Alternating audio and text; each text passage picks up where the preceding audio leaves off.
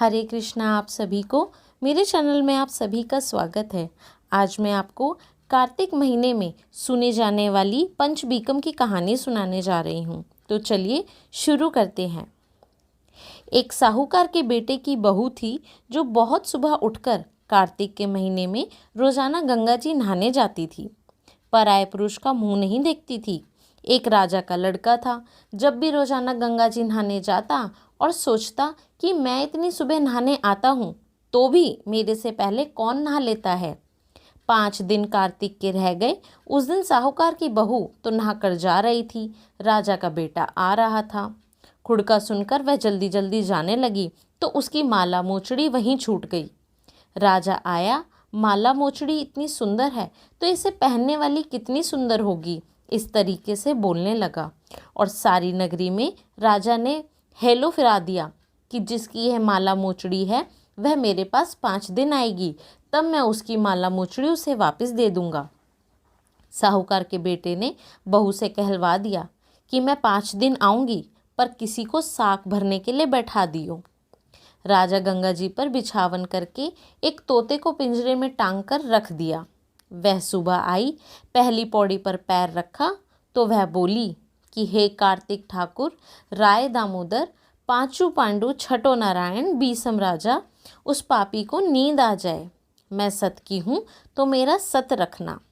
राजा को नींद आई और वह नहा धोकर जाने लगी तो वह तोते से बोली कि सुवा सुवा सुवटा पलट घालूंगी, हार साख भरिए मेरा वीरा। सुवा बोला कि कोई वीर भी साख भरा करता है। जब वह बोली कि सुवा सुवा सुबटा पग घालूंगी, नेवर साख भरिए मेरे देवर।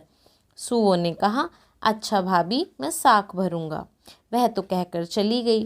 राजा हड़बड़ाकर उठा, सुवा से पूछा कि सुवा सुवा वह आई थी कि कैसी आई थी। सुवा बोला, आभा की सी बीजली, होली की सी झल, केला की सी कामनी, गुलाब का सा रंग। इसी बीच में हम पंचभीकु का एक भजन भी कहते हैं। पूनो नहाई, पड़वा नहाई, 5 रतन पंच तीरथ नाई, पंचभीकम नहाई, आधे के लाई आंवले, आधी की राई, राई दामोदर सांवले, जिसने सृष्टि रचाई। राजा के घर ऊतरी पुतरी बन आई, राजा लाया ब्याह के रानी बन आई। 4 चक्कर 4 मकर 4 दिए की लो, मैं तो तुझसे पूछूं राधा स्वामी कब निस्तारा होए, आएगा कार्तिक का महीना तब निस्तारा होए। इस तरह अगले दिन राजा ने सोचा कि कल मैं अपनी उंगली चीर के बैठ जाऊंगा तो नींद नहीं आएगी। दूसरे दिन उंगली चीर के बैठ गया, पर वह आई तो उसने वैसे ही प्रार्थना करी कि बस उसको नींद आ गई। नहा के जाने लगी तो सुवा ने साख भरवा दी। राजा ने उठते ही फिर सुवा से पूछा तो सुवा ने कल के जैसा ही जवाब दे दिया। उसने सोचा कल तो मैं आँख में मिर्ची डालकर बैठ जाऊंगा। तीसरे दिन आँख में मिर्ची डालकर बैठ गया। सारी रात हाय हाय करके बिताई। वह आई, उसने वैसे ही प्रार्थना करी। राजा को नींद आ गई। नहा के सुवा से साग भरा के चली गई। राजा ने सोचा कि कल तो मैं कांटों की सेज बिछाकर बैठूंगा। चौथे दिन वह कांटों की सेज पर बैठ गया। हाय हाय करता रहा, पर वह जब आई तो उसको नींद आ गई। वह प्रार्थना करके नहा के सुबह से साग भरा के चली गई। 5वें दिन राजा आग जलाकर उसकी राख पर बैठ गया। वह उस दिन भी प्रार्थना करती आई कि आज भी मेरा सत रखियो। राजा को नींद आ गई।